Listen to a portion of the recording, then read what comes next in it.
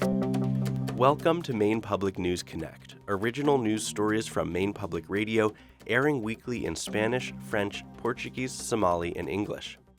I'm your host, Ari Snider. Today is Friday, November 15th, and here are the week's top stories. The Portland-based nonprofit Preble Street said it is on track to end veteran homelessness in Maine by the middle of next year. Preble Street caseworkers say they found housing for 277 homeless veterans across the state within the last year, and 28 received a placement during the month of September alone. About 96% of veterans who received housing within the last year were successful, meaning they had the financial ability to meet the terms of the lease and are working toward their own personal goals. The work is made possible through a federal grant that funds housing liaisons and initiatives for landlords to participate. Landlords, for example, receive a $1,000 bonus if they agree to lease to a veteran for a year or longer. Projects that use biodegradable materials to stabilize coastal shorelines may receive automatic approval under a new rule proposed by the Maine Department of Environmental Protection. The agency reported a surge of applications to control and repair erosion caused by powerful winter storms this year. Shoreline stabilization projects currently must go through individual review by department staff. The new rule would streamline that process as the state prepares for more coastal damage from extreme storms driven by climate change.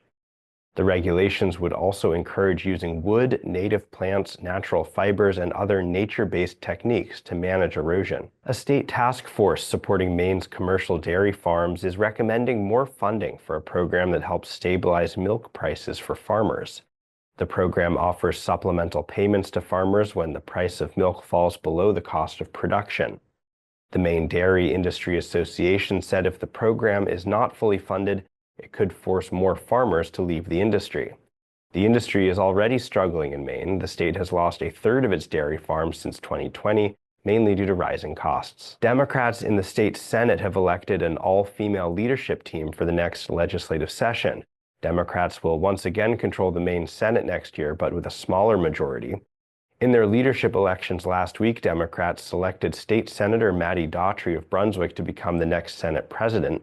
She will succeed Senate President Troy Jackson of Allagash, who couldn't run again because of term limits.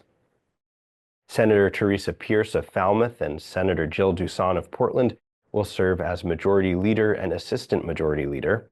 Across the aisle, Republicans selected Senator Trey Stewart of Presque Isle to continue serving as Senate Minority Leader and chose Senator Matt Harrington of Sanford to serve as Assistant Minority Leader. This has been Maine Public News Connect. We'll see you next time. Thank you to our excellent community partners for supporting and contributing to this program. Maine Public News Connect is made possible by individual supporters and foundations from across Maine, as well as cPort Credit Union, Hannaford Supermarkets, IDEXX, MaineHousing, Coastal Enterprises, CoverMe.gov, the Sam L. Cohen Foundation, Koo and Patricia Yuen, and Maine Health Access Foundation. Maine Public News Connect is made possible by Koo and Patricia Yuen, committed to bridging cultural differences in our communities. cPort Credit Union, providing innovative banking solutions while actively supporting Maine's diverse communities. cPortCU.org. Hannaford Supermarkets, celebrating the diversity of its employees, customers, and communities, and committed to fostering a welcoming environment. Together, they're greater than groceries. Learn more at hannaford.com. At MaineHousing, they know that an affordable home is key. The First Generation program gives Mainers the chance to be the first in their family to own a home. Home ownership is possible. Learn more at MaineHousing.org.